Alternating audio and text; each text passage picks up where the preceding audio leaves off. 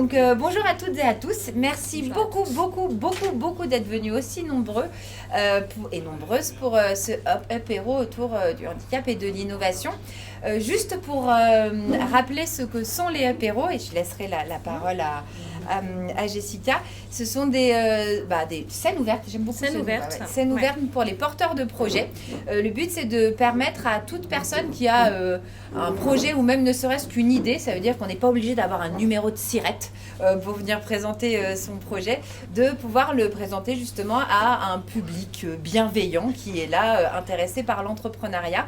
On est sur des formats qui sont informels et conviviaux, et ces formats sont initiés par la marque Auvergne, qui est représentée aujourd'hui par Jessica, qui va vous expliquer tout ça.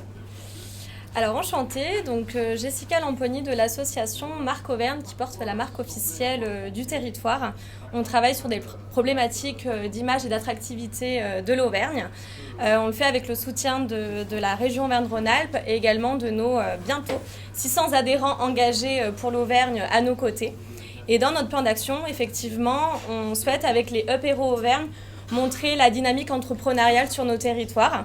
Et donc, on en fait avec nos partenaires animateurs locaux, donc dont Pauline pour les apéros Clermont-Ferrand. Mais voilà, on a un réseau d'environ 15 partenaires qui nous aident à les animer et à mailler le territoire de ces scènes ouvertes aux porteurs de projets et entrepreneurs en Auvergne. Et donc ce soir, donc effectivement, la thématique a l'air de plaire parce que vous êtes nombreux. Restez là. Pardon, je bouge. Vous êtes nombreux, donc handicap et innovation. Donc merci de votre présence à nos côtés. Je tiens à remercier nos partenaires, donc l'association Trait d'Union Auvergne, également l'ASM Omnisport qui nous accueille ce soir. Et le partenaire, donc qui filme pas en live, pardon, je le dis tout le temps, mais qui filme et qui capte l'événement de ce soir et nos scènes ouvertes aussi un petit peu partout en Auvergne. Voilà, je vous remercie. Merci beaucoup. Et donc moi je me présente, je suis donc Pauline Rivière, je suis journaliste au Connecteur. Voilà, regarde, le kakémono arrive en toute discrétion. Voilà. Je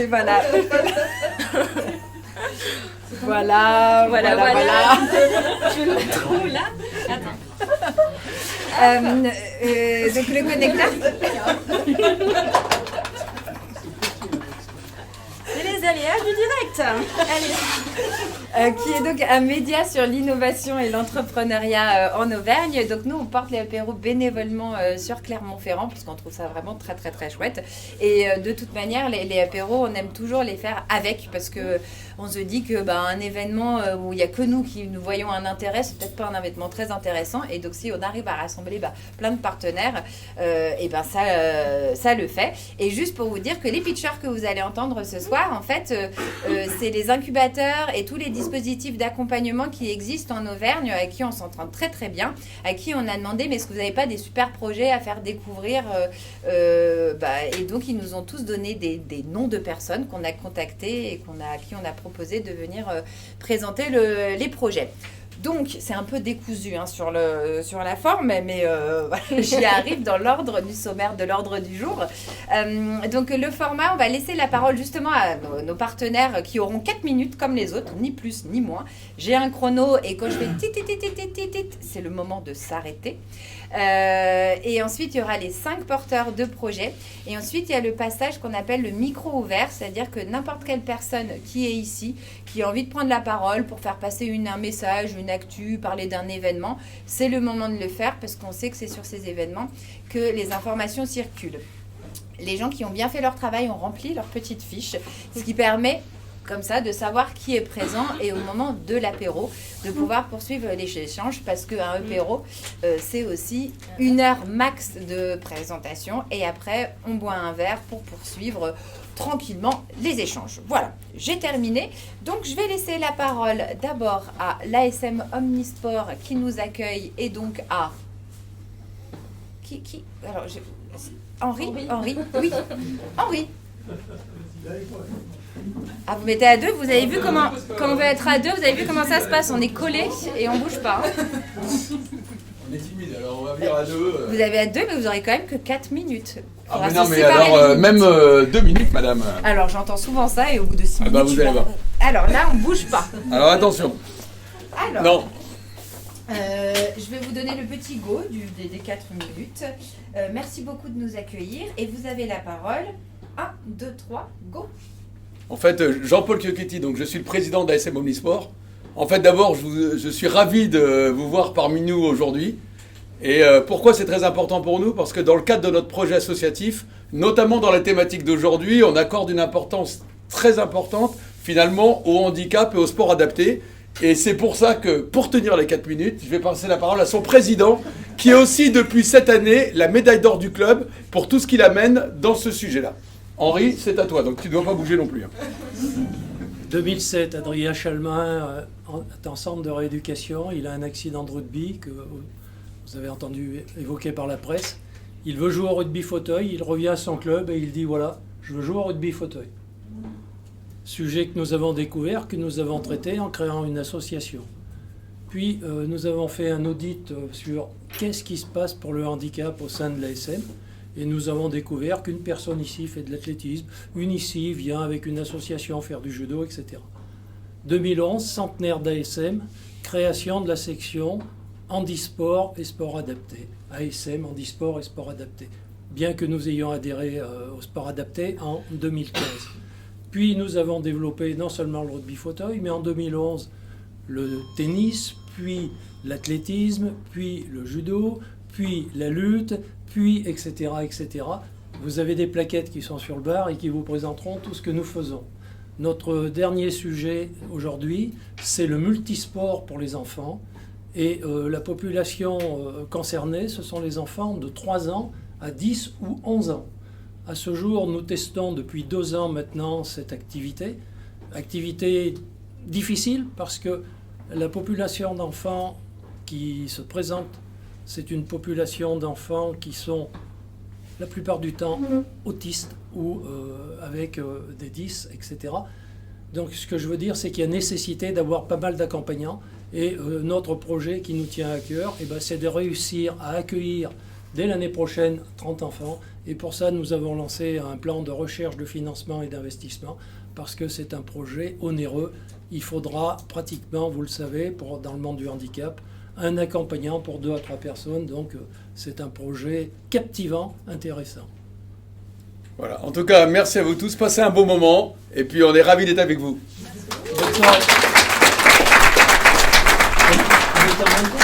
Vous étiez carrément à moins de 4, vous étiez à 2h30. Vous étiez large, vous auriez pu parler même plus.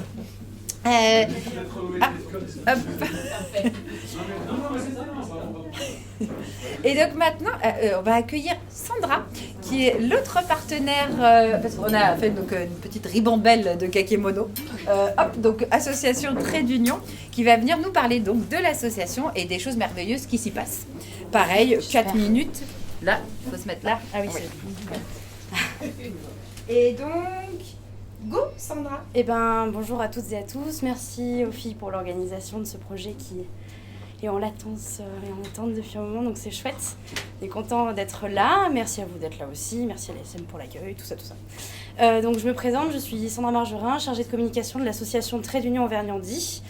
Donc l'association Trait d'Union Auvergne-Rhône-Alpes, on a été créée en 2019 à l'initiative de monsieur Georges Labreuil, dans le but premier d'offrir des moments d'exception aux personnes en situation de handicap, ainsi que les aidants, la famille et les accompagnants. L'idée, c'est d'offrir toutes sortes de thématiques, donc tout est gratuit, ça je tiens à le préciser, donc pour les aidants également, parce qu'on y tient et qu'on sait la place que les gens donc, autour de nous nous portent.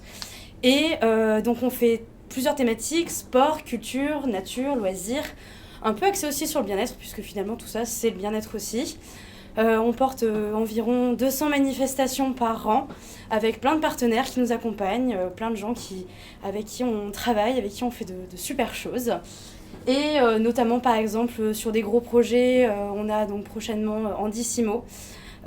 Donc c'est des baptêmes en voiture de course sur le circuit d'Issoire au mois de juin, mais également par exemple Handidôme, où on veut faire un spectacle inclusif avec les enfants en haut du Puy-de-Dôme, donc avec des spectacles, des moments de douceur, de sucrerie. Enfin, l'idée c'est de se réunir tous ensemble et créer des moments ensemble pour sortir un peu de chez soi, faire vivre juste simplement des moments ensemble.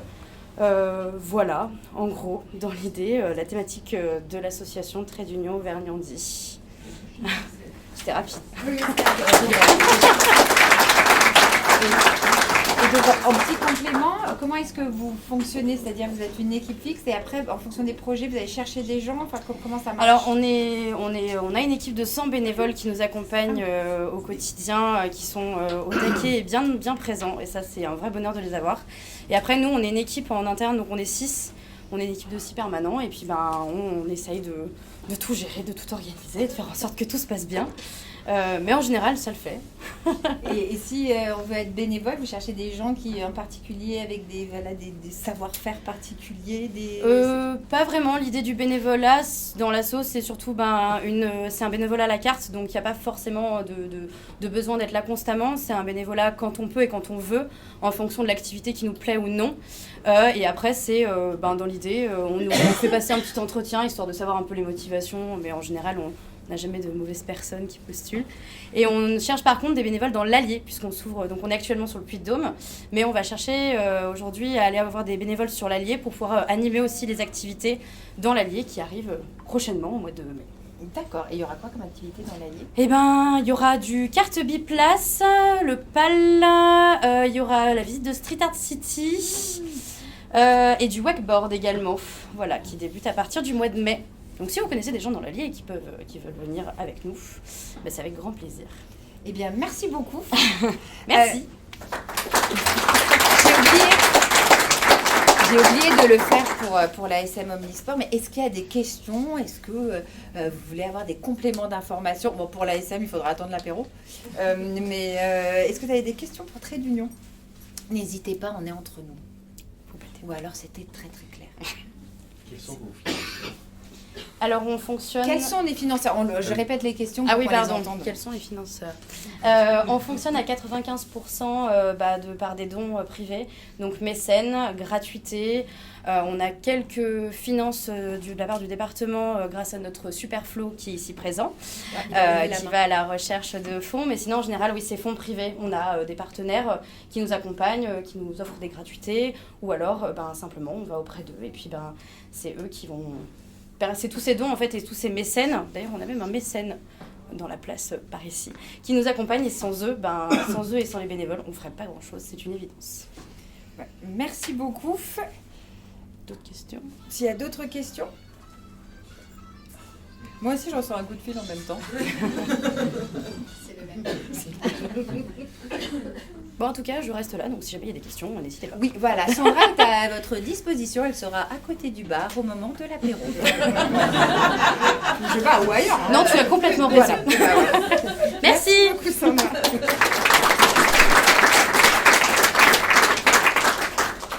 Je pense que c'est une personne perdue.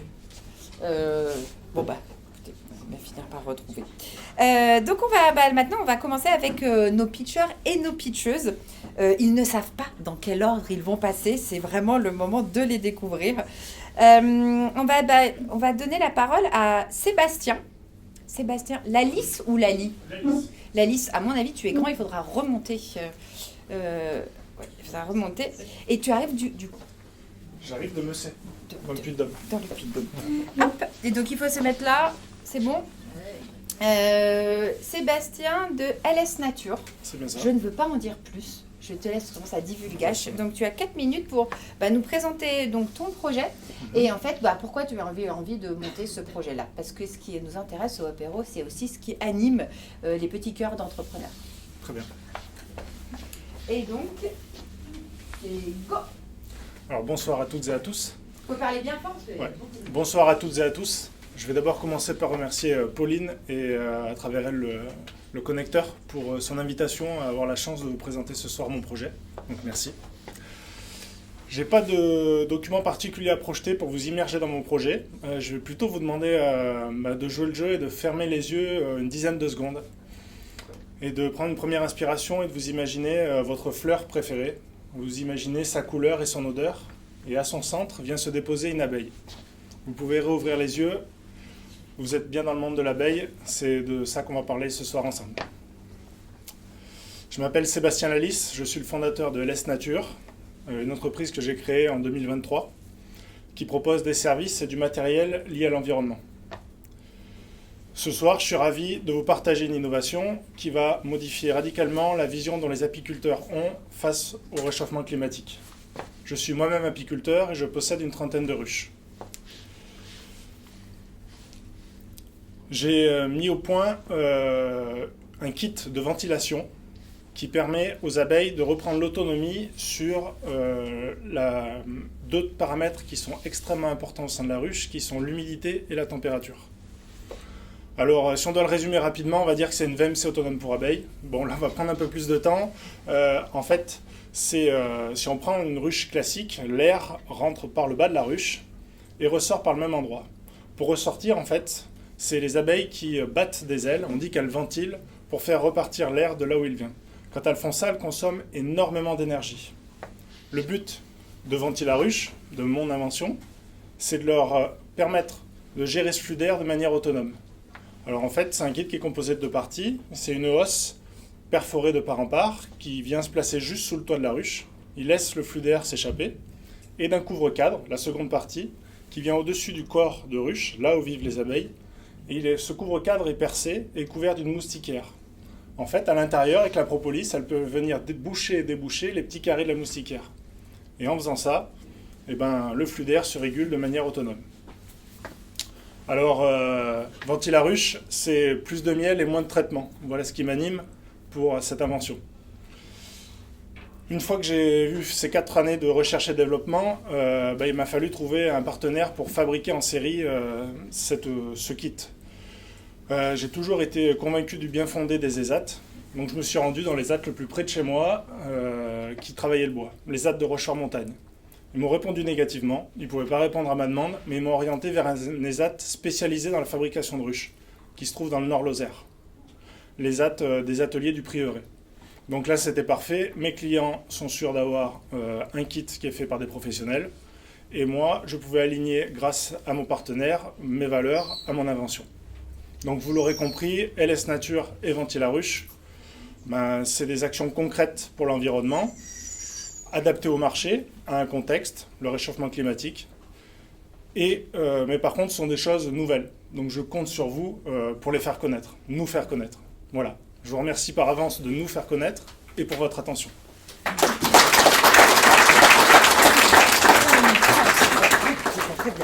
Merci beaucoup, c'était très clair, même sans visuel. Moi j'ai très bien compris. On a imaginé. Oui, on a très bien imaginé. Est-ce qu'il y a des questions? Oui. Est-ce qu'il y a un temps d'adaptation pour les ruches? Parce que c'est un mode de fonctionnement différent du coup. Oui. Tu peux reprendre. Est-ce qui doit être fait ou est-ce qu'il y a un temps d'adaptation? Non, c'est ça? Oui, c'est juste là. Mais pas est-ce qu'il y a un temps d'adaptation pour les ruches? Oui, il y a un temps d'adaptation. Alors bien sûr, on est sur du vivant, donc c'est jamais identique. Certaines comprennent très rapidement et on voit de suite le bénéfice. D'autres, c'est un peu plus long. Elles se mettent à tout boucher comme s'il y avait une anomalie. Et au fur et à mesure de la saison et de la météo, elles viennent après le moduler, le déboucher, le reboucher. Sur une saison, il y en a qui commencent à vraiment... Alors, bouche tout d'entrée et c'est vraiment aux fortes chaleurs qu'elles viennent redéboucher pour éviter de ventiler. Est-ce qu'il y a d'autres questions? Oui. Vous avez parlé de processus de recherche et développement pour l'innovation. Est-ce que vous pouvez nous en dire un peu plus? Des informations sur le processus de recherche et développement. J'alterne comme ça. Est-ce que vous pouvez nous en dire un peu plus? Oui, alors en fait j'ai adapté quelque chose qui existe sur un style de ruche qui est une ruche de sauvegarde qui a un super principe, mais quand je le présentais aux apiculteurs traditionnels, ils ne voulaient pas changer de ruche et du coup cette super idée est restée dans une niche. Moi, ce que j'ai essayé, c'est de l'adapter à 90% du marché, la ruche d'Adam. Donc, j'ai essayé d'en fabriquer, j'ai essayé chez moi. Et après, surtout, j'en ai distribué à des apiculteurs professionnels qui sont notamment dans le sud de la France et qui sont plus soumis aux fortes chaleurs.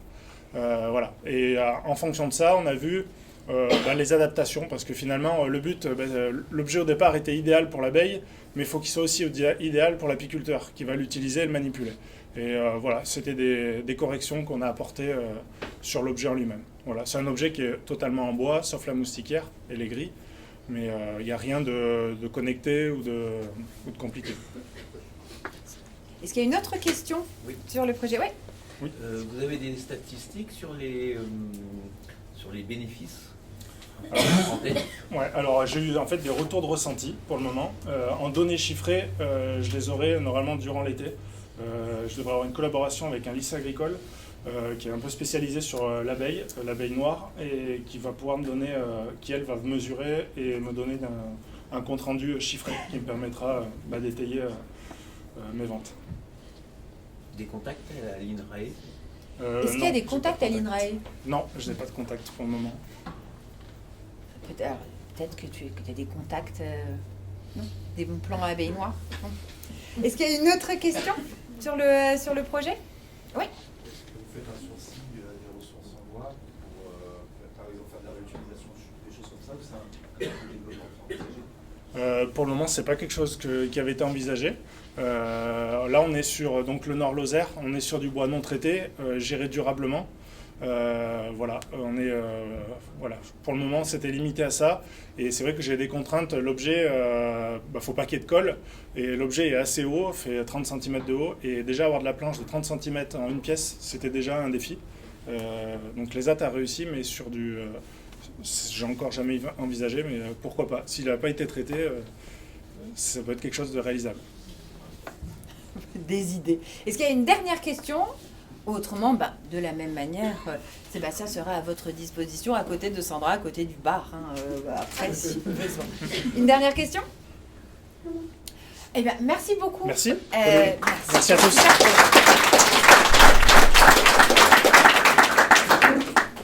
Hop, je prends une petite fiche. Là, on va accueillir Cécilia Rachel d'Azélie Santé, qui nous a été chaudement recommandée par l'accélérateur Le Village Baïséa Centre France. Juste pour expliquer, dans les dispositifs d'accompagnement de l'entrepreneuriat, il y a plusieurs étapes. Il y a l'étape où c'est encore à l'état de projet dans notre tête. Donc là, il y a des dispositifs exprès pour faire mûrir les projets. Après, il y a des incubateurs pour accompagner le développement d'un projet. Et puis après, il y a des accélérateurs comme le Village Baïséa Centre France qui permettent à des projets de prendre leur envol.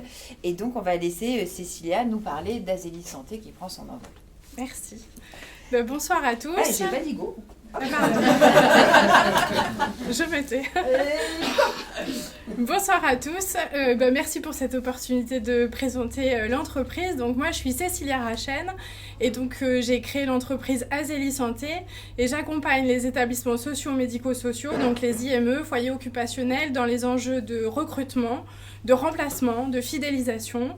Gros sujet, dans un contexte de tension budgétaire, dans un contexte de pénurie de main-d'œuvre qualifiée également.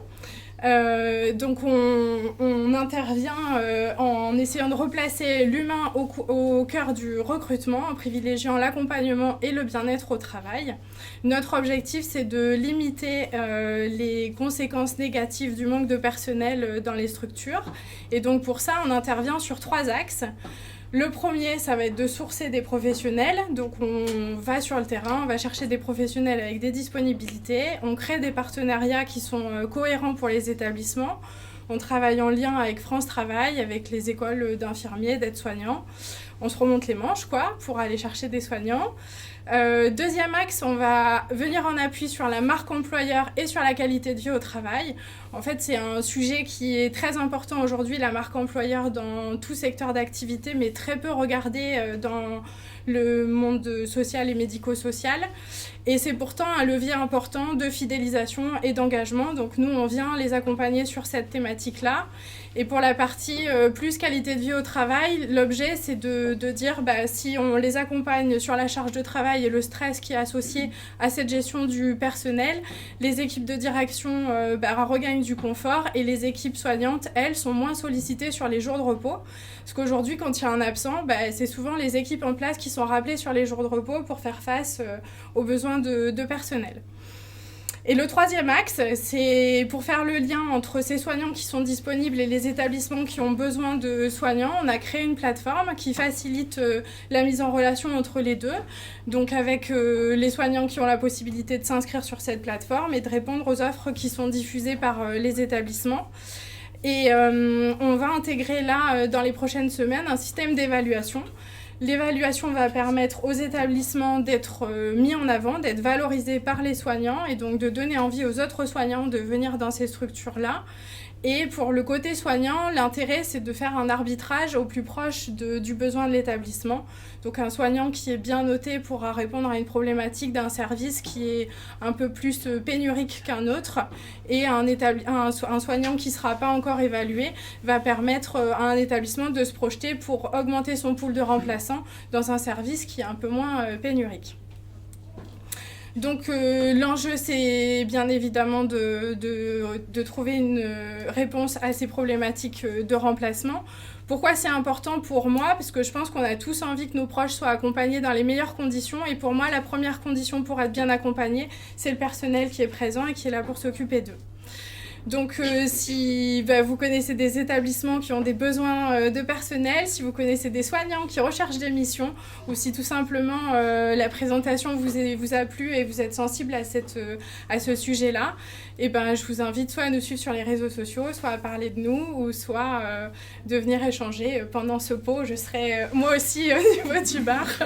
Et je vous remercie pour votre attention. Merci. 3 minutes 40. Est-ce qu'il y a des questions? Alors moi j'en ai une du coup en attendant, mais parce que tu parlais de la marque employeur, tu vois, qu'est-ce qui est le plus demandé dans le cas de bien-être au travail? En fait, les soignants, ils attendent quoi comme bien-être au travail? En particulier, la question de ne pas revenir sur les jours de repos, c'est quand même un sujet qui est important aujourd'hui. Et en fait, contrairement à ce qu'on pourrait penser, la revendication n'est pas que le salaire. Et il faut savoir valoriser ce que font les établissements. On voit beaucoup de mauvaise presse sur les prises en charge, en particulier tournées sur les EHPAD, mais le monde du handicap le subit aussi. Et et donc l'idée, c'est de remettre en avant tout ce que l'établissement va pouvoir faire pour ses équipes, parce qu'on a des directeurs et des cadres de santé qui sont ultra engagés aussi et qui ont envie de bien accompagner. Donc, Et c'est sur toute l'Auvergne, c'est au-delà, c'est sur le Puy-de-Dôme, c'est dans le monde? Pour le moment, on intervient dans le Puy-de-Dôme et sur le territoire de la Charente. D'accord. Voilà. Oui, atypique, mais... Est-ce qu'il y a une question? Oui. Du coup, vous travaillez la marque employeur, mais est-ce que dans cette partie de travail conjointe, est-ce que vous avez une partie audit du coup aussi de leur marque? Est-ce qu'il y a une partie audit de la marque pour travailler la marque employeur? Alors nous, l'objectif, c'est de répondre de manière personnalisée à chaque établissement. Donc effectivement, on travaille en lien avec eux et on échange régulièrement parce qu'il faut comprendre leurs problématiques, mais il faut aussi comprendre ce qu'ils souhaitent mettre en place pour les accompagner du mieux possible. Après, on n'est pas auditeur et c'est tout l'intérêt de l'évaluation aussi, c'est que du coup, c'est les soignants qui vont évaluer sur le retour qu'ils ont à faire sur la structure et sur ce qui sera mis en place. Merci. Est-ce qu'il y a une autre question? Ah, il y a presque un doigt. Oui. Est-ce qu'on peut imaginer dans le processus d'évaluation d'intégrer la parole et le ressenti des personnes qui sont accompagnées, qui pourraient avoir constaté qu'avant que vous rentriez en action, ils étaient pas trop bien accompagnés, on va dire, au manque de personnel, ils sont Je reformule en disant, est-ce que dans l'audit, on pourrait demander, en plus de la parole des soignants, la parole des personnes qui sont accompagnées pour savoir quel impact Asélie Santé peut avoir justement sur la prise en charge des personnes dans les différents lieux de soins? Alors, il y a déjà les enquêtes de satisfaction qui sont une obligation pour les établissements et qui prend déjà l'avis et des familles et des personnes qui sont accueillies. On prend rarement, par contre, l'avis des équipes qui y travaillent, donc c'est un peu l'intérêt. Et après, sur le monde de l'EHPAD, je sais qu'il y a déjà un acteur qui intervient là-dessus pour valoriser justement ces enquêtes de satisfaction. Nous, c'est pas ce sur quoi on tend aujourd'hui, mais c'est une remarque qui est plutôt intéressante. Je vous remercie. On prend le point. Exactement. Est-ce qu'il y a une autre question? Super question. On l'a pas payé pour poser les questions. On a vu l'écueil des TripAdvisor et consorts sur la restauration notamment. Finalement, le système de notation pouvait aussi être un système de vendetta entre les établissements, ou ou la manifestation d'un mécontentement qui est ponctuel, qui ne révèle pas en fait la qualité de l'établissement. Est-ce que dans votre système de référencement, vous avez pris ça en compte? Est-ce que du coup, vous avez une certaine forme de mainmise sur ce qui va être mis en avant, ou est-ce que vous êtes totalement transparent sur la remontée des avis? On est totalement transparent sur les avis. Par contre, comme on travaille au plus près des établissements, il y a effectivement des périodes où il y a des difficultés dans les établissements et ça sert à rien de le cacher. Par contre, on est aussi là pour porter cette parole-là auprès des soignants et de dire qu'effectivement, il peut y avoir une équipe de direction qui a changé, il peut y avoir une équipe de direction qui fonctionne de manière incomplète pendant un certain laps de temps et qui a forcément des conséquences. Et nous, on est là pour pouvoir rapporter ces éléments-là aux soignants et leur donner envie quand même de s'engager malgré cette période un peu tourmentée. Est-ce qu'il y a une autre question? Eh bien, merci beaucoup. Merci beaucoup, c'était Cécilia.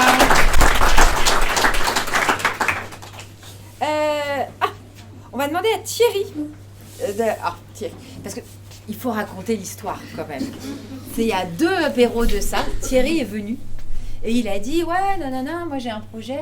Pourquoi on ne pourrait pas aussi parler de handicap et d'innovation? Et Jessica et le Trait d'Union, ça faisait un moment qu'on se disait qu'il fallait le faire. Et c'est le porteur de projet, Thierry, qui a tout déclenché. Si on est là ce soir, c'est un peu grâce à lui.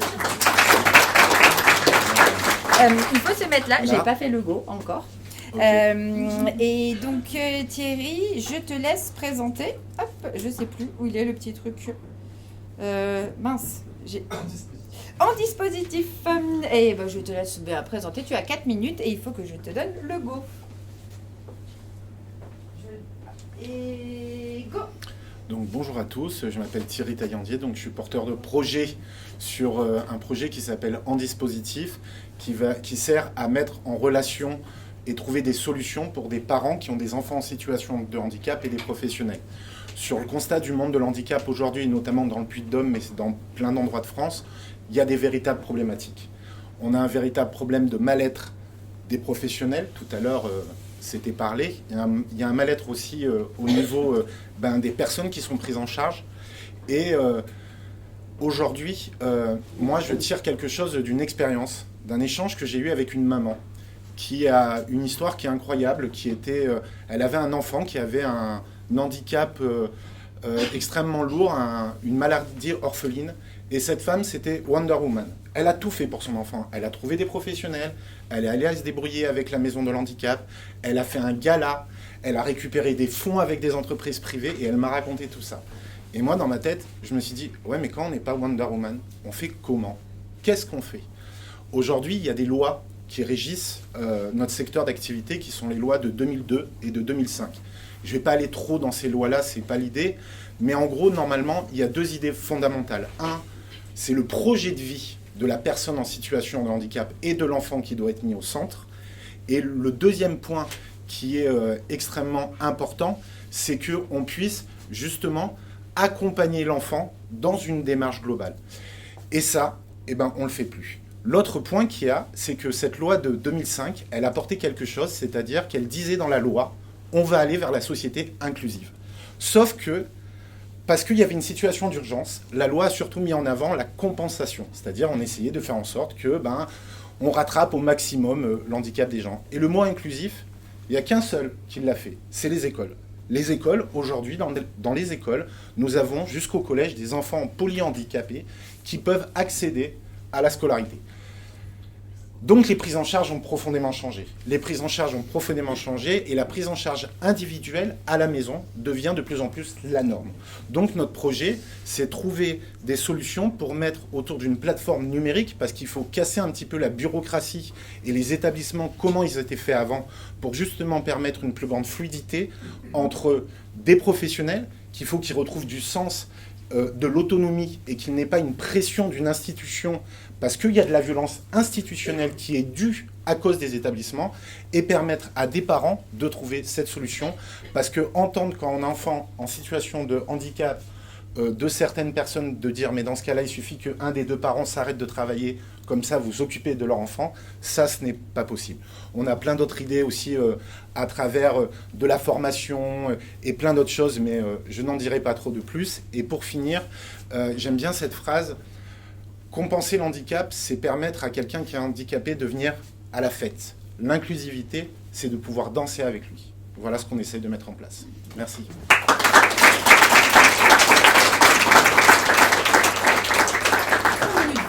Combien ?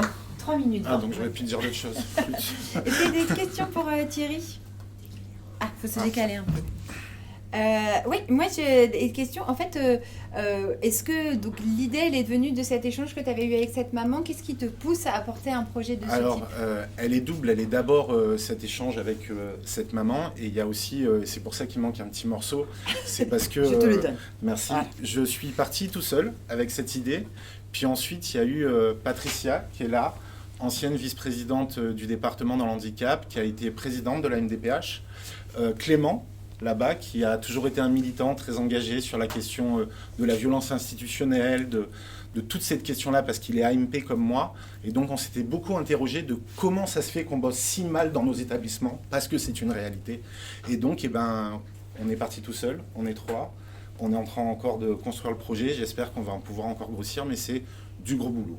D'accord, vous êtes en équipe. Donc. Voilà, maintenant on est 3. Et donc ANP pour les gens qui connaissent Alors pas. oui, AMP c'est aide médico-psychologique. Si vous voulez, c'est comme un aide-soignant, mais spécialisé dans le handicap. Voilà. Merci. Est-ce qu'il y a une question? Ah, une. Bah, allez-y. Super. Alors juste un point, la plateforme est créée ou c'est un projet? Alors, la plateforme, elle est en cours de développement, puisque j'ai la chance d'avoir un partenaire qui est un informaticien. Donc, on est en train de finaliser, en fait, la plateforme, comment elle va se constituer. L'idée, c'est que dedans, on ait des services de visio, de permettre de faire du tracing, de pouvoir noter des informations, d'avoir aussi un système de plateforme qui permettrait à des parents ou à des professionnels qui travailleraient avec nous de pouvoir échanger. Bref, voilà. Mais c'est en cours de réalisation par un prestataire privé.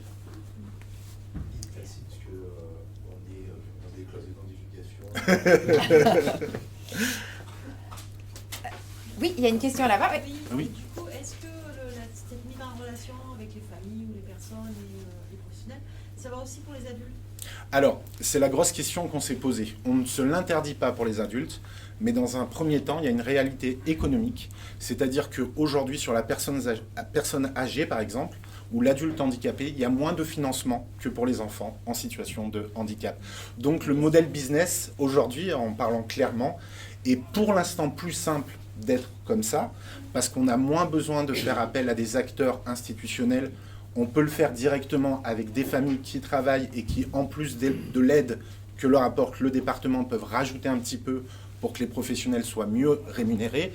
Maintenant, dans l'absolu, on aimerait grossir et pouvoir l'élargir à d'autres publics que les enfants. C'est pour ça que pour l'instant, on se concentre aux enfants, mais ce n'est pas exclusif, c'est une étape. Est-ce qu'il y a une autre question? Oui, pardon. Il y avait déjà une question qui a été posée entre-temps, mais vous avez des financeurs, des accompagnements? Alors, aujourd'hui, j'ai déjà fait le BGE, déjà, qui m'a aidé à un petit peu mûrir l'idée. Un dispositif d'accompagnement avec Valentin qui est là, Valentin, qui est toujours là. Valentin est toujours là. D'ailleurs, il a 2 fiches parce qu'il est tellement toujours là. Aujourd'hui, on est en recherche sur différents modèles d'incubateurs ou de pépinières. C'est un modèle un peu atypique. On est aussi très attaché à maintenir les deux, c'est-à-dire et un monde de l'entrepreneuriat social, mais aussi de l'ESS et de l'associatif. Donc c'est un dispositif qu'on veut global. J'avais pris contact avec le village Baïséa qui m'a dit « Oui, mais pas tout de suite, tu n'es pas prêt encore, il faut grossir. » Mais on est déjà en contact de ça. Voilà. Et l'idée, c'est qu'on est vraiment en train de mûrir l'idée, de continuer. Je pensais vraiment que ça irait plus vite, sauf qu'en fait, ça ne va pas si vite qu'on veut. Oui, ça, et en fait, c'est quand on prend la pelote et qu'on enlève un problème, un autre arrive. Et en tout cas, et puis mes associés m'ont permis aussi de voir quelque chose de plus large, de plus vaste, de peut-être plus ambitieux, mais du coup avec un peu plus de temps. Mais c'est pas grave, ça va le faire. Est-ce qu'il y a une dernière question? Parce que le temps défile et on a encore... Oui, pardon. Alors, en fait, j'ai 2 questions. J'en profite. Non, la première, c'est donc vous ne voulez pas aller sur les adultes, mais il y a quand même une zone blanche, on va dire entre 18 et 22-23 ans, où ces enfants sont... Enfin, ces enfants. Ces grands jeunes. ados sont maintenus souvent Oui. dans l'entretemps dans des institutions. Mhm. Ils ne sont pas encore suffisamment prêts pour aller vers des adultes, vers les milieux adultes. Donc est-ce que c'est quelque chose que vous envisagez à court terme et est-ce que vous avez besoin de bêta-testeurs? La question qui se pose aujourd'hui, c'est que oui, quand j'ai fait, alors j'ai pas fait d'enquête quantitative hein, parce que ça aurait eu aucun sens, j'ai surtout fait des rencontres avec des parents qui m'ont tous dit à peu près ce problème-là. En fait, c'est même très particulier. On est entre les 3 et 22 ans. Pourquoi les 3 ans? Parce qu'en fait, le département considère que si vous avez un enfant en situation de handicap avant 3 ans, débrouillez-vous, de toute façon, cet enfant devait être gardé. Sauf que 80% des assistantes maternelles ont l'agrément pour garder des enfants en situation de handicap, mais à vue de nez, c'est pas une vraie étude, mais une grosse majorité n'ose pas prendre des enfants en situation de handicap. Donc c'est un peu flou, c'est un peu compliqué, d'où le fait que tout prend beaucoup de temps, mais effectivement, on n'est pas sur un 0,18, on est sur un petit peu plus, et surtout, c'est que nous, ce qu'on intègre, c'est l'évolution du secteur, mais qui n'est pas en concurrence. Il y aura toujours des institutions et des établissements, mais de plus en plus avec l'école inclusive, on va sur de l'accompagnement à la maison. Et donc, il faut repenser un petit peu le système, et c'est cet accompagnement qu'on essaye de percevoir, de comprendre et d'évoluer, mais c'est un peu tout nouveau, donc ça prend un peu de temps. Le banquier m'a dit une belle phrase, il m'a dit c'est une innovation d'usage. Ça fait longtemps qu'on attend cette innovation. On essaie. Mais on en discute tout à l'heure. Pas de problème. Notamment pour les bêta-testeurs. Très bien. Et donc voilà, Thierry sera toujours aussi à côté vers le bar pour poursuivre les échanges. Encore une fois, en effet, les EPRO, c'est des projets qui sont à plein d'étapes d'avancement et le but c'est de les partager parce que parfois ce sont des rencontres justement qui permettent parfois de déverrouiller ou de débloquer ou de faire avancer les projets. C'est juste, pas que pour moi, mais c'est juste en général, l'une des choses aussi que j'avais dit, ce qui est vraiment dommage, c'est que dans le Puy-de-Dôme notamment, ça serait bien qu'il y ait un réseau des entrepreneurs qui font de l'handicap. Qu'on soit vraiment tous ensemble et qu'on se parle plus souvent. Et bien voilà, c'est pris Voilà. pour le prochain projet. Merci beaucoup.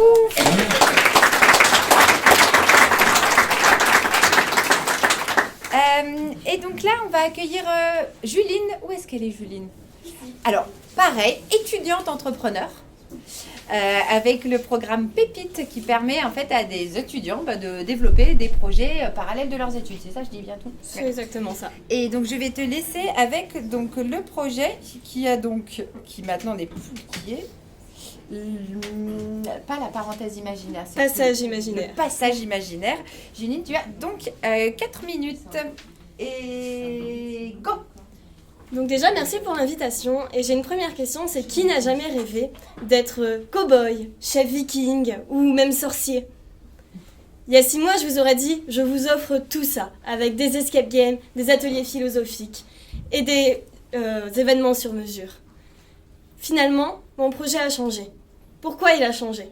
Parce qu'il y a 6 mois, j'ai beaucoup discuté avec ma mère, éducatrice, ma grande sœur, éducatrice, et d'autres personnes du milieu du handicap. Et je me suis souvenue de personnes que j'ai rencontrées lorsque j'étais animatrice. Nicolas, 42 ans, qui a pleuré parce qu'il n'a pas pu faire un de mes escape games. En effet, mon escape game était adulte et il ne se sentait pas le niveau de le faire parce qu'il avait un lourd handicap au niveau mental. Je me souviens aussi de Thomas, un enfant qui avait un lourd handicap au niveau physique et où la première fois, je n'ai pas pu lui présenter un escape game qui puisse être adapté pour lui. Et après, quand il est revenu l'année suivante, je me suis battue pour proposer quelque chose qui était véritablement adapté pour lui. Là, ça fait 6 mois que je suis à fond sur mon projet. Et aujourd'hui, je peux vous dire que je vais proposer des escape games. J'ai actuellement 5 scénarios, des ateliers philosophiques et des événements sur mesure qui sont accessibles pour tous les handicaps. Parce que je ne veux plus jamais voir une personne comme Nicolas pleurer parce qu'il ne peut pas faire une activité culturelle. Ça m'avait brisé le cœur. Je vais essayer progressivement d'aller de palier en palier. Donc d'abord en travaillant sur les handicaps moteurs, sur les 10 par exemple, et sur les hypersensibilités, puis en travaillant sur les handicaps auditifs, puis en travaillant sur les handicaps visuels, de rendre accessibles toutes mes activités à tout le monde, sans avoir à se dire j'ai besoin de demander de l'aide, ou sans avoir à se soucier d'un besoin particulier qu'on a.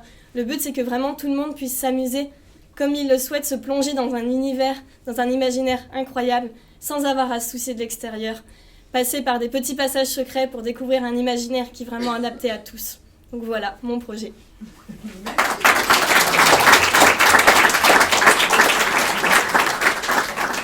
Est-ce qu'il y a des questions? Oui.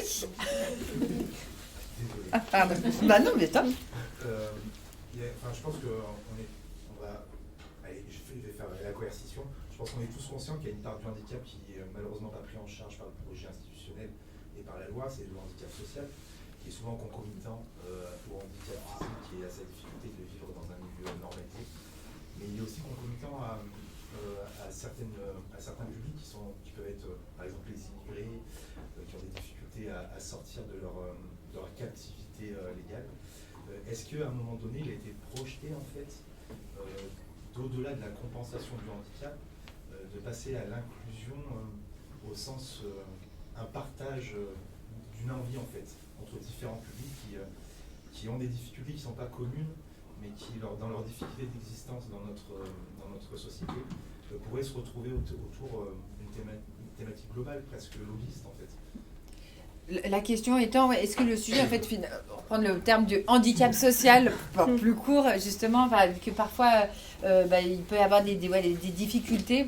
Est-ce que tu en es là dans le projet ou comment tu structures et comment tu imagines, justement, les escape games en fonction des différentes typologies de personnes et de publics? Là, pour l'instant, au niveau du handicap social, j'y ai songé. Mais je veux prendre mon temps pour faire les choses bien et ne pas proposer directement quelque chose et qui ne soit pas adapté. Donc au niveau du handicap social, j'en ai beaucoup discuté, notamment avec des personnes du Secours populaire. Quand je viens du Pas-de-Calais, donc j'étais bénévole avant dans une maison du jeune réfugié et je suis beaucoup en discussion avec les éducateurs qui y travaillent. Donc c'est en réflexion, mais je veux prendre mon temps. Et là, pour l'instant, je suis en micro-entreprise, mais j'ai pour projet d'intégrer... je passe le comité de sélection de Life for Good et j'espère qu'ils m'aideront à mieux structurer pour plus tard, pour faire quelque chose de plus englobant et qui permette vraiment à tous de profiter. Est-ce qu'il y a une question? Oui. Là, et puis je vous ai vu tout là-bas, derrière.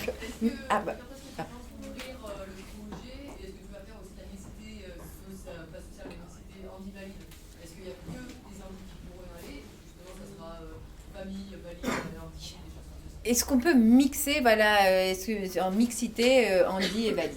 Oui, totalement, les escape games. En fait, on n'y pense pas, mais quand on adapte un escape game, il y a des modifications à faire, mais ça ne va pas empêcher quelqu'un ou quelqu'un d'autre de le faire tranquillement. Donc c'est vraiment, tout le monde peut profiter en même temps et au même stade d'amusement. Il n'y a vraiment pas de différence. Voilà. Et il y avait une question ici. Par rapport à cette notion d'adapter un escape game, le projet, c'est de créer un lieu ou c'est plutôt de créer un concept qu'on va déployer auprès d'escape games en France en leur vendant, en leur proposant des kits ou en tout cas des formations pour adapter leur propre lieu, ou est-ce que c'est un mix des deux? C'est quoi le projet dans lieu? C'est vraiment un bâtiment, un nouvel escape game anti-bienveillant, ou c'est vraiment un concept pour des escape games existants, franchisés ou autres, quoi?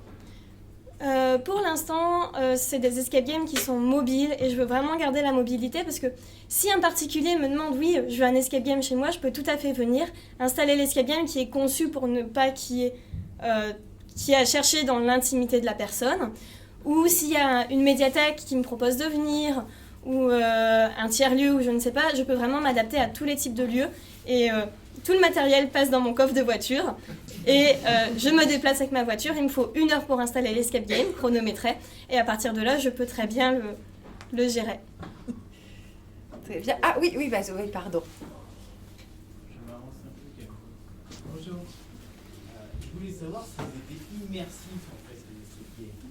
C'est-à-dire que du coup, on peut vivre la vie de quelqu'un qui est malentendant, malvoyant, on peut se le faire en fauteuil roulant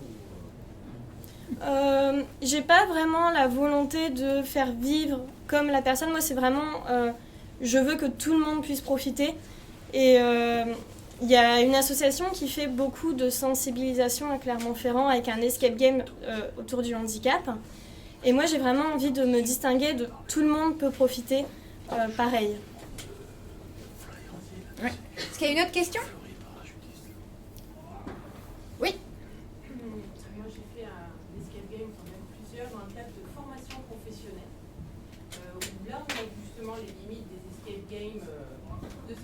là qu'il n'était pas assez inclusif et par rapport au public, il n'est pas forcément adapté. Donc je pense que ce serait intéressant de se rapprocher, en l'occurrence, moi je travaille au conseil départemental, de se rapprocher au CNFPT qui fait donc une formation des agents départementaux pour proposer ce type de projet. Alors je retranscris en me disant oui, il y a eu déjà des initiatives d'escape game dans le cadre de la formation et justement parfois ils ne sont pas assez inclusifs, donc ça pourrait être une piste de pouvoir proposer ces escape games, notamment au conseil départemental pour la formation des agents. Eh ben je garde tout à fait je garde tout à fait l'option. Et donc, on se retrouve au bar pour en discuter plus longuement. Je vois que le temps file et puis après, si on veut pouvoir avoir le temps pour l'open micro, on va remercier Juline. Merci beaucoup. Il y aura peut-être plus de place auprès du bar, mais après, bon, voilà, dans ce coin-là. Merci beaucoup. Et on va poursuivre avec Angèle ou Angélique. Ouais, d'accord. Qui va nous parler donc d'Andy Facile. Oui. Et vous avez... Je peux demander juste une parenthèse, j'ai un remerciement spécifique à faire avant les 4 minutes. Ah ouais, d'accord. Alors je ne sais pas où il est, là-bas. Vous allez entendre, c'est pas parti. Avant mon accent, je ne suis pas originaire d'ici et c'est très touchant pour moi parce que c'est ici que j'ai mis le premier pied en Auvergne. Henri, merci. Tu es le premier Auvergnat que j'ai rencontré, mais pas que. C'est-à-dire que si je suis aujourd'hui devant vous, c'est aussi parce que Henri m'a mis un coup de pied aux fesses la deuxième fois où je suis revenue et que je lui ai dit je veux créer mon entreprise autour du handicap et c'est lui qui m'a permis de connaître la moitié de la salle qui est présente ici. Donc un grand merci Henri.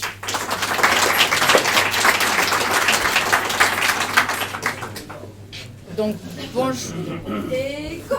bonjour à tous, je suis Angèle pour ceux qui ne me connaissent pas. Angèle Philippa, je suis porteuse du projet Andy Facile. Ça n'a pas été dit, j'ai été accompagnée par Coco Shaker, donc, qui est au fond de la salle. Ça fait 1 an que j'ai fait l'incubation donc, sur le projet que je vais vous présenter.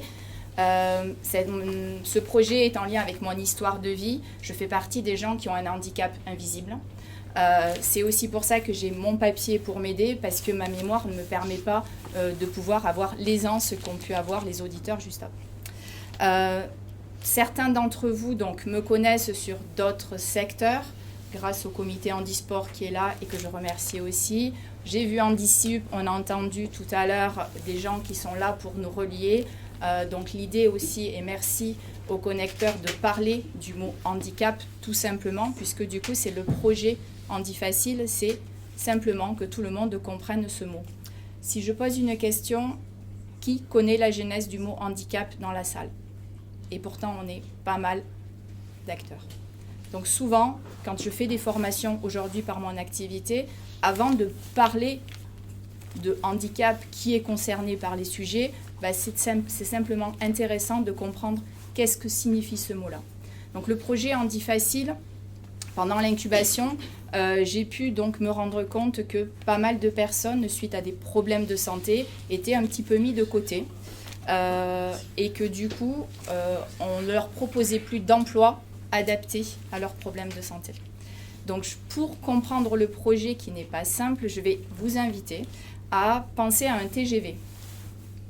Donc vous avez tous cette image en tête. Andy Facile est un TGV qui se veut accélérer les mentalités. Alors j'ai entendu les mots inclusion, on en reparlera après parce que moi j'avance encore et je vais parler d'accessibilité universelle pour que demain, en fait, on n'ait plus de problèmes et qu'on soit peut-être plus là, puisque effectivement mon souhait c'est d'un jour de plus exister. Donc on repart dans notre idée de TGV. Au bord du TGV, à l'intérieur du TGV, on a des personnes en situation de handicap visibles et invisibles qui sont en reconversion, qui ont fait le choix d'adapter leur temps de travail en fonction de leurs problèmes de santé. Ce sont tous des référents handicap, des ambassadeurs handicap, des gens en tout cas qui vont contribuer à ce que demain ce mot handicap soit compris par tous, avec différentes actions. Ces personnes-là, j'ai créé un programme de formation donc qui a 150 heures, qui devrait, si les financements arrivent, démarrer en septembre pour être accompagné sur cette fonction. avec l'idée également de toutes les pratiques professionnelles que j'ai pu avoir. Qui va monter dans ce TGV? Puisque vous dites, l'objectif c'est de croiser. Donc ce TGV sera dédié à des prestations de services auprès des entreprises, principalement des TPE et PME. Pourquoi? Parce que le handicap aujourd'hui est traité déjà dans des grands groupes. Et pour autant, je pense que la place dans les petites entreprises des personnes en situation de handicap, on n'a pas le temps d'en parler. Donc le TGV du Handi Facile, axe premier, accompagner les entreprises avec des personnes elles-mêmes en situation de handicap. Quoi vous dire de plus? Pour le coup, ma mémoire flanche, donc je vais me permettre de regarder, mais j'ai bientôt fini.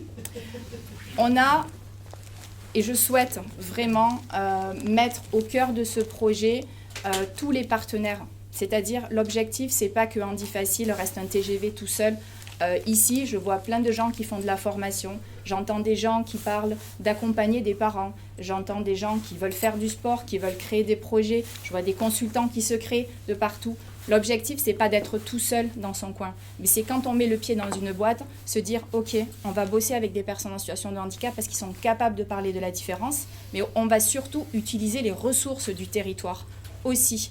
Parce qu'aujourd'hui, quand je vais dans une grande boîte et que je vois que des sensibilisations sur ces sujets-là ont fait venir des gens de Paris, ben je suis désolée, je ne suis pas auvergnate, mais j'ai quand même envie qu'on fasse travailler l'écosystème du territoire qui est très riche. Et c'est aussi pour ça, et merci Henri, que je suis restée ici.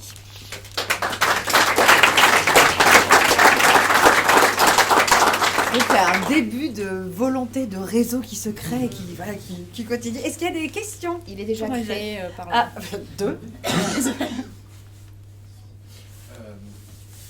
Donc du coup, vous mettez en place, tu mets en place une formation qui va permettre d'accompagner les gens dans les entreprises pour recruter et accompagner des gens en situation de handicap. C'est ce que j'ai bien compris. Je savais que j'étais nulle sur les pitchs. Ah non, Ok. non, c'est peut-être moi qui ai pas compris. Non. Bah, je parle vite.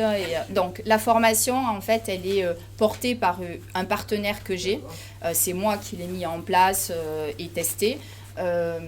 C'est pas moi qui vais... Enfin, c'est moi et les partenaires qui la font. Des personnes donc, qui sont en reconversion ou en situation de handicap, qui ont envie de s'investir, peuvent aller faire cette formation. Une fois qu'ils sont formés, donc avec un socle de base, l'idée, c'est de les accueillir au sein d'Handi Facile, donc une structure qui sera certainement une structure entreprise adaptée, parce que ça permet d'avoir un dispositif financier qui permet d'accompagner plus simplement. Et effectivement, cette team, avec d'autres partenaires, d'autres acteurs, c'est-à-dire que dès lors qu'on nous demande une sensibilisation handisport, je n'ai pas intérêt, moi, à aller faire ça, il y a des spécialistes de ça. Et pour tout ce qui peut se passer autour, on va proposer des prestations donc, aux PME en mettant à disposition des ressources sur le métier que je fais aujourd'hui dans des boîtes. Je suis référente handicap, 4 heures par semaine pour des entreprises. J'estime que ce métier-là de référent handicap est fait aussi pour des personnes en situation de handicap qu'on veut un peu laisser de côté. Est-ce qu'il y a une autre question? Oui. Alors, du coup, j'ai bien aimé la réflexion sur l'inclusivité parce que clairement, l'inclusivité devait être une phase transitoire vers une égalité non clivante, vers une citoyenneté partagée par tous. Du coup, il y a clairement une histoire de narratif aussi. Est-ce qu'il est envisagé à un moment donné de faire une forme de lobbyisme, notamment en mettant en exergue, par exemple, la notion de handicap en France et dans d'autres pays? Parce qu'il faut savoir que la notion de handicap n'est pas partagée par la majorité des pays du monde. Et des narratifs aussi plus locaux. J'ai plein d'exemples en tête où d'un coup, il y a des entreprises qui non seulement font l'effort de l'inclusion, mais en plus le font même pas pour l'inclusion, parce qu'ils trouvent une forme d'accomplissement à aller chercher des profils atypiques. Au sens que, par exemple, dans les espaces créatifs, peut être valorisé certaines typologies mentales, notamment qui sont extrêmement extraverties sur certains aspects créatifs. Et donc le handicap devient non plus un cap à dépasser, mais en fait une plus-value à l'activité. Donc il y a des narratifs à mettre en place. Est-ce que ça a été envisagé dans ta Je vais synthétiser, désolé, hein, ça va être vraiment très très court. Hein. Mais ah là, c'était synthétisé. Mais c'était de se dire, oui, est-ce que finalement, plutôt que de se dire il faut de l'inclusivité ou de la citoyenneté universelle, même se dire que finalement, c'est la diversité aussi qui va faire la richesse et voir ça plutôt comme une plus-value, donc dans le storytelling que l'on met en place sur le sujet du handicap, parce que tu as parlé du mot au début. Est-ce que tu as pensé à ça? Alors, ouais, c'est clair. Et puis ça,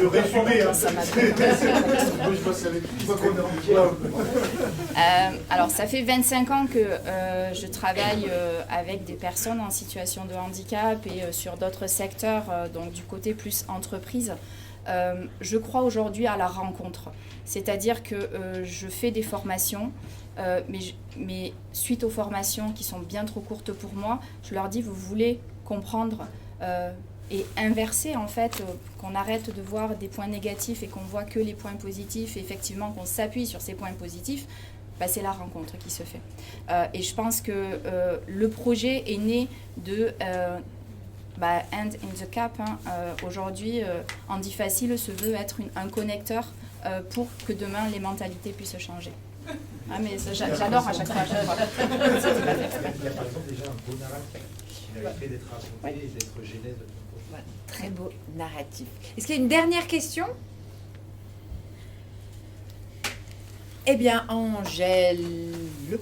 On expliquera ça un autre jour. Merci beaucoup. Et on va terminer la partie pitch avec Romain. Romain. Mi-Overboost, mi-BGE? Oui, c'est ça. Ouais. Mais plus, j'ai eu la confirmation, plus Overboost. D'accord. Bon. Overboost, qui est un dispositif d'accompagnement pour les jeunes entrepreneurs en Auvergne, et pas qu'en Auvergne, Auvergne-Rhône-Alpes. Auvergne-Rhône-Alpes. Oui, Auvergne-Rhône-Alpes. Et pour une fois, ça s'appelle plutôt Auvergne que Rhône-Alpes. Et donc, c'est plutôt bien. Donc, tu as 4 minutes aussi pour présenter ton projet. J'attends le go. Et très fort aussi, hein, parce que... Okay, ça marche. Bonsoir à tous, donc Romain Damoiseau. Moi je viens pas vous parler, même si je suis en fauteuil, je viens pas vous parler de handicap, je viens vous parler d'innovation et en l'occurrence d'innovation culturelle parce que je viens vous parler donc de l'entreprise que j'ai créée qui est une maison d'édition de manga français, donc avec principalement des auteurs français. Désolé si je parle pas assez fort, je sais pas pour le, pour le fond. Vous pouvez regarder en replay. Donc nous en fait, comment est né le projet? Tout simplement, moi, quand j'étais ado, au collège, quand je rentrais chez moi, je suis passionné de manga et du coup, je lisais des mangas sur Internet et sur un site où il y avait des auteurs français amateurs, indépendants qui publiaient leurs mangas. Et tout simplement, je les ai contactés et je savais déjà que je voulais travailler dans le monde du manga. Et donc, on a créé un petit collectif pour se donner des conseils et avancer ensemble dans ce monde-là. Au fur et à mesure, on s'est dit qu'est-ce qu'on pourrait faire pour montrer aux gens qu'on est un collectif et qu'on fait des choses ensemble. Et du coup, on a fait un magazine en ligne totalement gratuit où les gens avaient tous les 2 ou 3 mois nos mangas dans un numéro, etc. Ils pouvaient suivre de chapitre en chapitre. Ensuite, on a créé tout simplement une association pour pouvoir participer à des festivals, des conventions un peu partout en France et proposer notre travail, montrer ce qu'on faisait aux gens. De fil en aiguille, donc ça c'est quand même des années. Le projet en lui-même, il a 10 ans maintenant. Donc après bien 5-6 ans, en fait, est arrivé un moment où, comme on était tous, même s'il y a des trentenaires et des quarantenaires dans l'équipe, on était tous assez jeunes, donc on est arrivé à commencer à arriver dans la vie active. Et du coup, on avait moins de temps et en plus, on n'avait plus de graphistes à ce moment-là. Donc le projet s'est un petit peu mis en pause et arrêté. Et il y a eu le Covid après qui est arrivé et le Covid, on a tous eu plus de temps d'un coup et on s'est dit qu'est-ce qui était important pour nous et qu'est-ce qu'on voulait faire. Et donc on s'était dit qu'avec ce projet-là, on n'était pas allé au bout. Et le bout pour nous du projet, c'était de faire les mangas en version papier, que les gens puissent les lire parce qu'on n'était que sur Internet. Et donc là, ça fait 2 ans qu'on fait du manga qu'on fait des versions papier, des tomes reliés, et ça marche bien. Et donc on est passé en société là à Clermont depuis janvier. Voilà, et donc moi, personnellement, à côté de ça, j'étais dans le sport, j'étais dans le basket fauteuil, et donc à haut niveau. Mais comme en France, c'est pas pro, j'avais un métier à côté qui était du coup éducateur sportif. J'ai passé les diplômes pour pouvoir entraîner les jeunes, etc. Et j'ai commencé d'ailleurs à Clermont le basket fauteuil avec Loïc, que j'ai vu dans la salle tout à l'heure, qui m'a vu tout jeune. Enfin voilà, et du coup, tout simplement, je faisais ça les deux à côté, et je voulais créer l'entreprise et faire en sorte qu'il y ait, que ça se monte et qu'on puisse faire les choses. Et j'ai dû arrêter le sport pour un petit souci de santé qui est en train de se régler, et donc ça m'a permis de faire le virage et complètement me pencher sur le projet. Alors nous, les particularités de notre maison d'édition, c'est qu'on est déjà que sur des auteurs français, mais qu'on les accompagne à la création de A à Z, donc du scénario au storyboard, aux planches et jusqu'à après aux séances de dédicaces en librairie, etc. Et la deuxième particularité, c'est qu'on passe par des campagnes de financement participatif, donc sur le site Ulule, nous, pour l'instant. Et donc là, avec le passage en société, la première a eu lieu sur le mois de février, et on a fait plus de 200 personnes et 10 000 €. Et là, sur la deuxième, on a une campagne en cours, donc je vais profiter des dernières secondes pour vous parler de celle-là. C'est un manga que vous avez peut-être vu qui est passé, c'est Nodoka. Donc on a la campagne du tome 2 qui est la fin de la série, donc qui est en cours. Là, elle a commencé il y a 1 ou 2 semaines. On a atteint les 100% déjà, donc vous êtes sûr que c'est financé. Et du coup, il nous reste 3 semaines pour atteindre des paliers, donc ajouter des bonus dans le manga, des pages couleurs et tout ça. Et donc pour qu'après ça sorte, que les gens aient ça en avant-première avec des petits goodies, et que nous après ça sorte en librairie, et que tout le monde, on est distribué pour l'instant partout à la FNAC, etc. Donc voilà.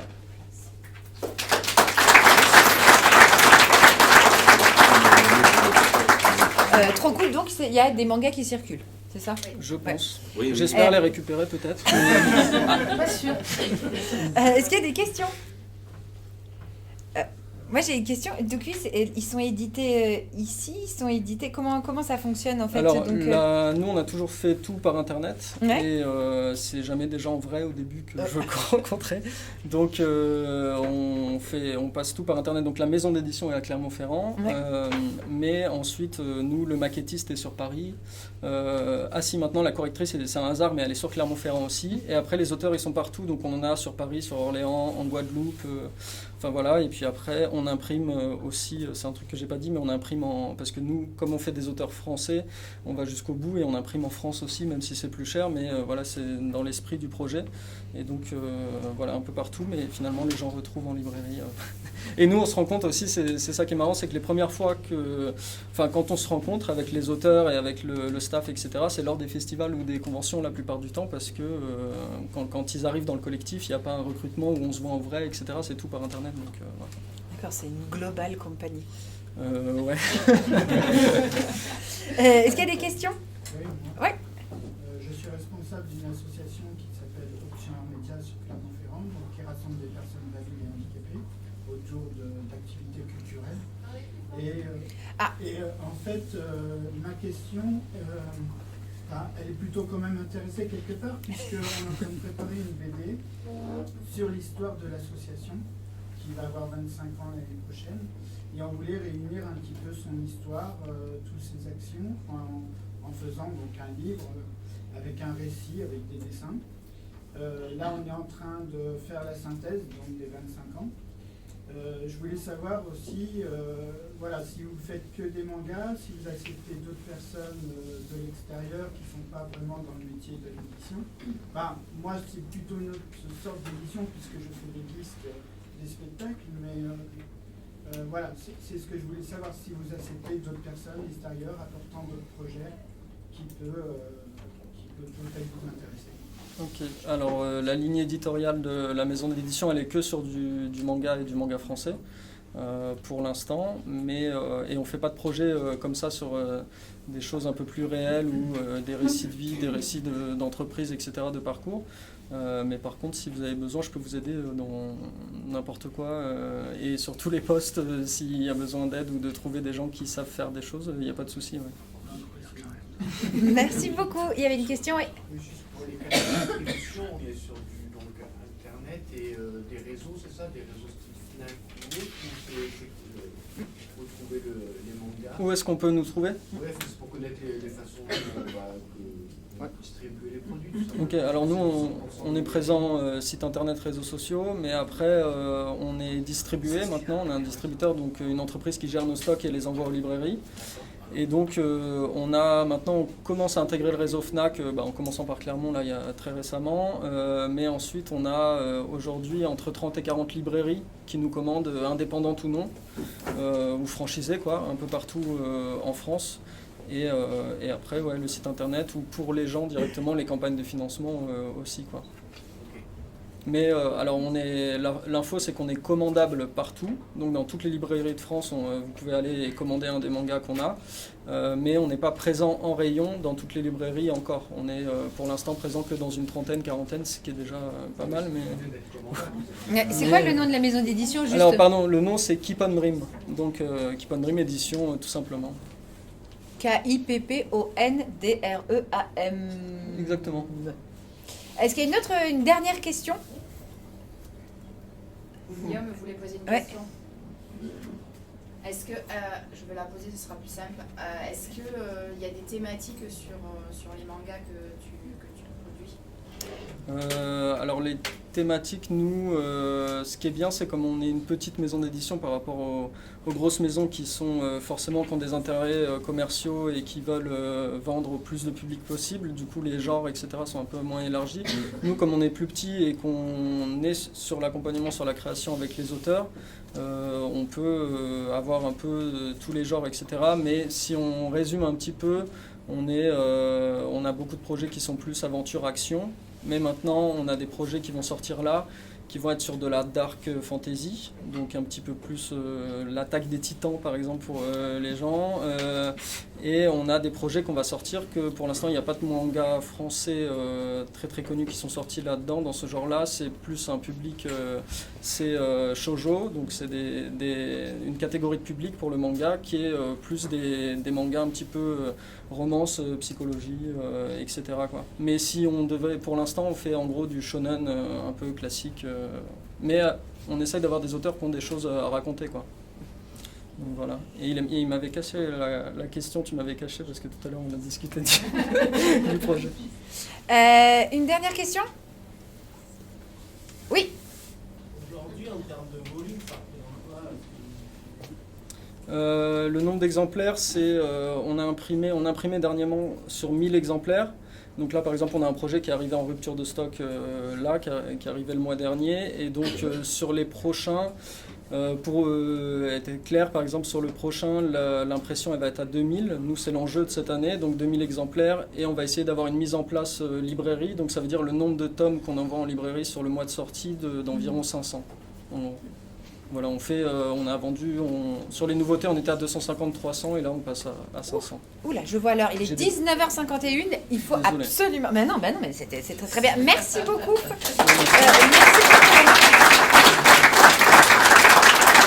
Là, on va faire la partie open micro de manière efficace.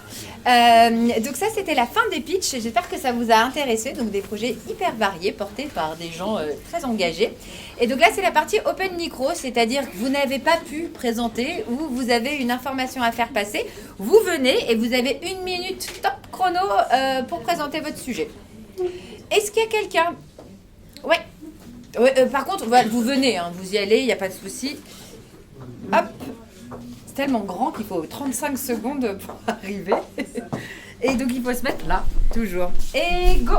Bonsoir tout le monde, je suis Lydia Touché, je suis la créatrice de Poum, une filière de recyclage de fruits qui transforme les fruits de vos jardins en pâtisserie et conserve avec l'aide d'un ESAT qui est situé vers Billon. Et ce soir, Poum a besoin de vous pour 2 choses. Déjà, on est dans la saison des fruits et c'est maintenant que... Pour ceux qui ont des jardins ou ceux que vous connaissez qui ont des jardins et des vergers, j'ai besoin de ces fruits. Si vous ne les utilisez pas, il ne faudra pas hésiter à me contacter. Je ne serai pas très loin près du bar non plus. Voilà. Et la deuxième chose, Poum a besoin de vous parce que je suis finaliste du concours 4S Innovation, Summer d'innovation, pardon. Les résultats sont tombés aujourd'hui et qu'il faut voter pour le projet qui vous plaît. Donc n'hésitez pas à aller sur le voilà.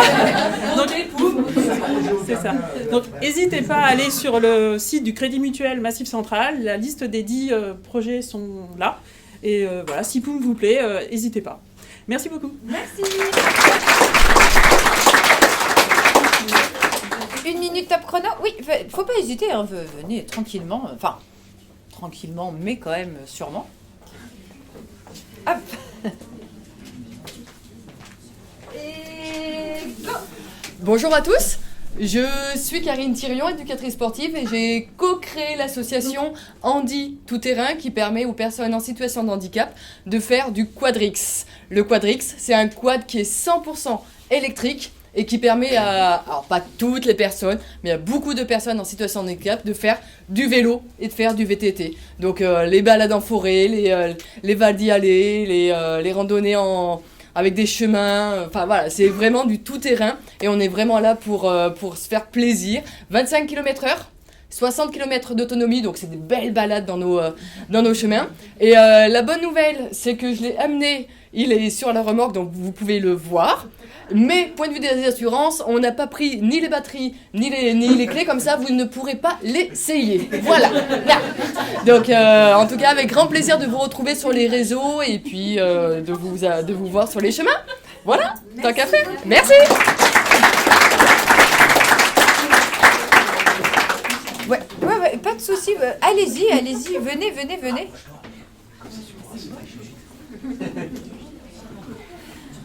Et après, c'est vous, je vais derrière le... Ah oui, par là-bas. Et go. Bon, ça prendra pas plus d'1 minute, t'inquiète pas, je vais respecter ton timing, Pauline. Moi, c'est juste pour me présenter, je suis Lucie Vorillon, chargée d'accompagnement chez Coco Shaker. Et si vous avez une idée, si vous portez un projet, si vous souhaitez vous faire accompagner, nous accompagnons des entrepreneurs sociaux et environnementaux. Donc, n'hésitez pas à venir me parler et bienvenue chez Coco Shaker. Merci beaucoup. Encore. Ouais.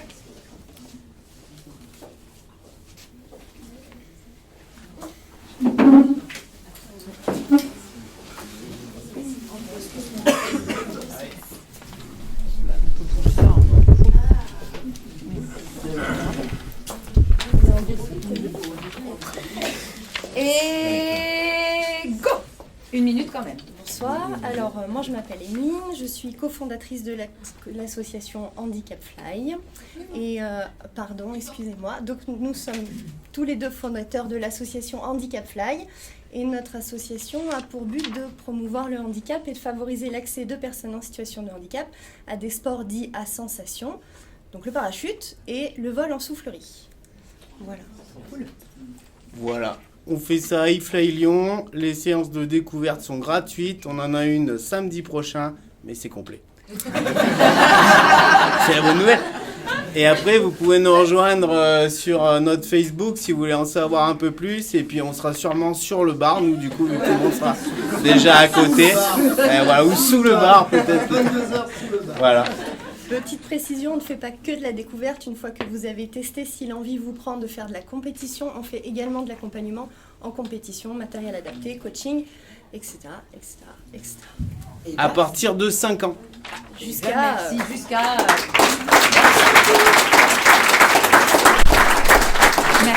Merci. Et go. Bonjour tout le monde, je m'appelle Justine Perrette et je suis enseignante en APA, donc en activité physique adaptée. J'ai créé ma société Just Move en septembre 2023 et du coup je peux intervenir auprès de personnes en situation de handicap, mais aussi personnes âgées avec un cancer, etc. Soit à domicile, du coup j'interviens en individuel à domicile, ou alors dans des institutions, des associations. Donc si jamais il y a des personnes qui veulent pratiquer une activité physique, qui ne peuvent pas la pratiquer en milieu ordinaire, ça peut aller d'activité motrice à un sport adapté, n'hésitez pas à venir me voir, je suis disponible pour discuter avec vous. Merci beaucoup. Voilà.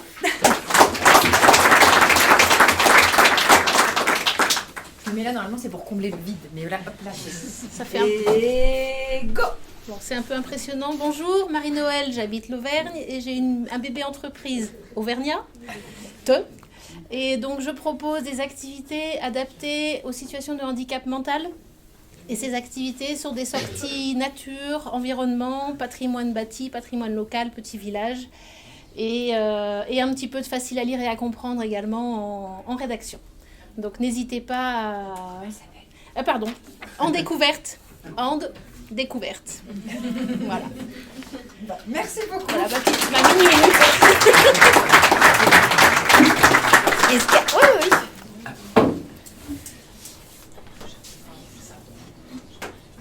Et après, à 20h, on boit. Et go.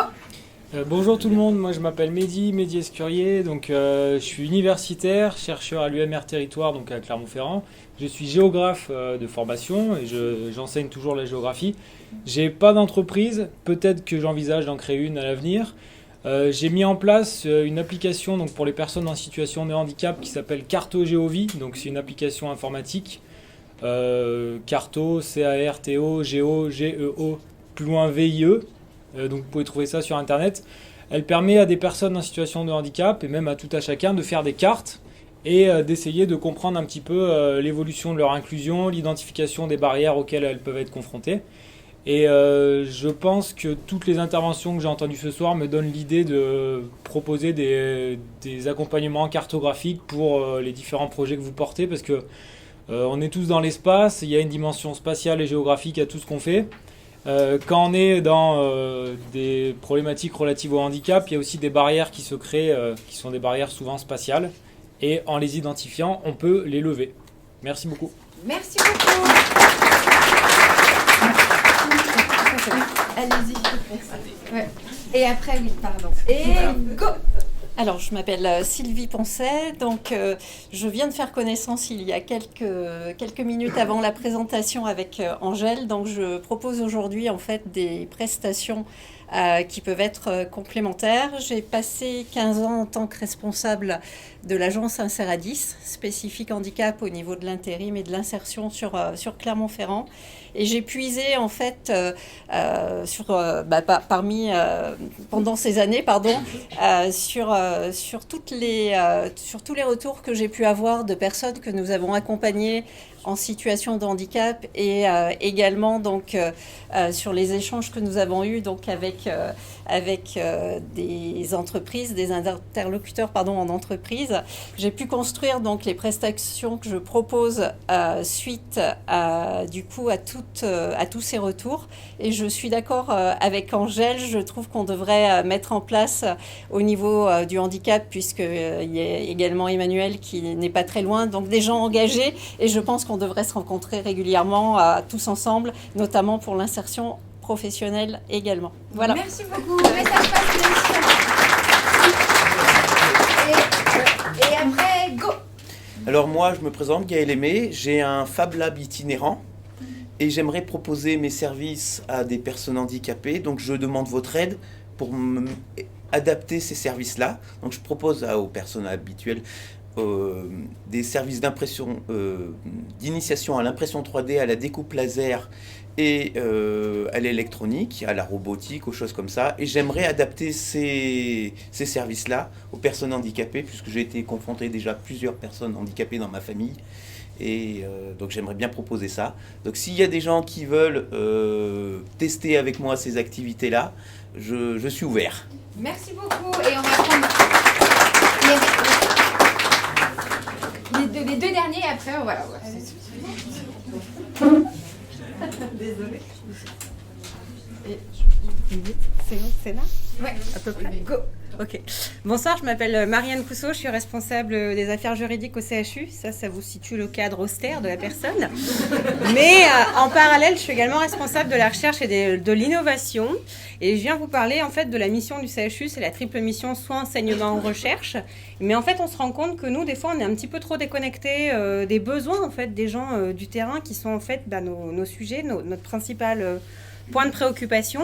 Donc, fort de ce constat, on s'est allié avec l'université, bien sûr, de Clermont-Auvergne et le CENTIC, qui est un centre de recherche qui est basé à Angers, pour développer un tiers-lieu de recherche en santé numérique. Et il y a une partie donc, qui va porter sur la mobilité et l'innovation. Et en gros, c'est de prendre des projets, conception de l'idée et de les accompagner. Et donc, on serait désireux de s'immerger et de pouvoir travailler avec vous. Parce que seul, on va peut-être très vite, mais ensemble, on va beaucoup plus loin. Merci. Et après, c'est la dernière de la dernière. Et après, vraiment, on boit un coup. Allez, moins d'une minute. Et go. Bonjour à tous, je suis Alexandra Pascal et je suis cofondatrice d'Aloha Productions, qui est une société en projet d'événementiel, sportif, culturel ou d'entreprise. Donc moi, l'idée aujourd'hui, c'est de me présenter, de une mise en relation. Et si vous avez des recommandations ou des événements, je serais ravie en tout cas de vous accompagner, notamment sur la partie programmation artistique. Voilà. Merci beaucoup. Et voilà. On a un petit peu glissé sur le timing, mais... Oui. On peut glisser encore tous les deux ou pas? Ah bah alors glisser, ouais. Allez. Ah, mais si vous me regardez, je croyais que vous étiez là en train de dire bah oui, on voudrait boire un coup. Non, on n'a pas soif. D'accord. Mais oui, mais en plus vous m'avez appelé exprès quoi. Bah oui, pardon. Mais voilà, moi je croyais que c'était l'apéro qui urgeait. Mais non, c'était le petit pitch. Deux projets différents. Et go. Eh ben, bonjour à tous, moi c'est Maxime Anglaré, je suis président de l'association sportive Clermont Amputé 63 et j'organise au mois de juin un tournoi de foot amputé. C'est un sport qui est arrivé en 2007 en France et qui est encore très peu connu, qui est en plein développement. Et j'apporte ce sport ici à Clermont parce que je suis un ancien joueur de foot. Et c'était quelque chose pour moi qui était très important de pouvoir refaire ça actuellement dans ma région. Et j'organise ce tournoi et on recherche des financeurs qui peuvent être intéressés par ça ou même des gens qui veulent participer à l'évolution de ce projet et de cette association. Ok, bah vous pouvez continuer, vous êtes... Voilà. Pas de souci. Du coup, je me présente, Nicolas Manouvrier, je suis équipementier sportif et professionnel. Mon truc à moi aussi, c'est le football. Mon truc à moi, c'est ma 3e édition, c'est la Coupe du Monde de la Solidarité, à ne pas confondre avec la Coupe du Monde des quartiers. L'idée était assez simple, mon truc à moi, c'est de dessiner des maillots.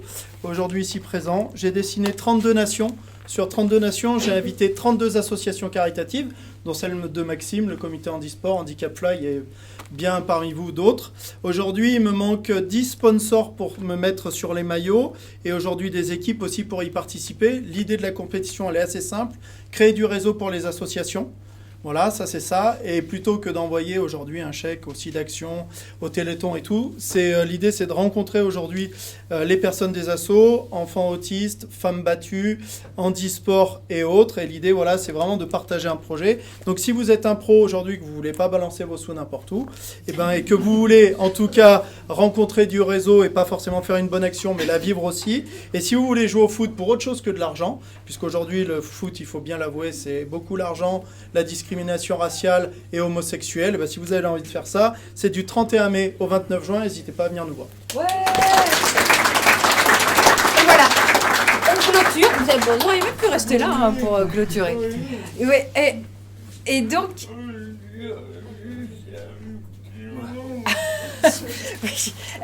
et après, c'est l'apéro. Vas-y, et go. Je voulais simplement vous faire un exemple concret. Comme quoi le handicap peut être vraiment surpassé parce que beaucoup me connaissent. Donc Guillaume Bachir, j'ai créé une entreprise il y a 8 ans que j'ai arrêté l'année dernière en infographie et en web design. J'ai pu rebondir cette année grâce à un super copain qui a cru en moi, qui m'a pris pour le moment en alternance dans Hydrosalis, une agence de com gérée par Nicolas Ambert. J'aimerais beaucoup pouvoir rester à mi-temps chez Nico parce que ça me plaît beaucoup. Mais rien ne sûr, donc je suis potentiellement en recherche d'un poste pour septembre. Eh ben, merci beaucoup. Au cas où, si vous cherchez un graphiste, on connaît Guillaume depuis super longtemps, eh ben, il est à votre disposition près du bar. Donc, maintenant, on va s'arrêter là. Juste pour vous rappeler que l'apéro de ce soir est offert par la marque Auvergne, le connecteur, le trait d'union d'Auvergne, les incubateurs. Tout le monde a amené un petit quelque chose pour permettre de boire un coup et de continuer les échanges. Il y aura un petit moment de battement puisque c'est avec nos petites mains que nous devons aller ouvrir les bouteilles. Merci beaucoup.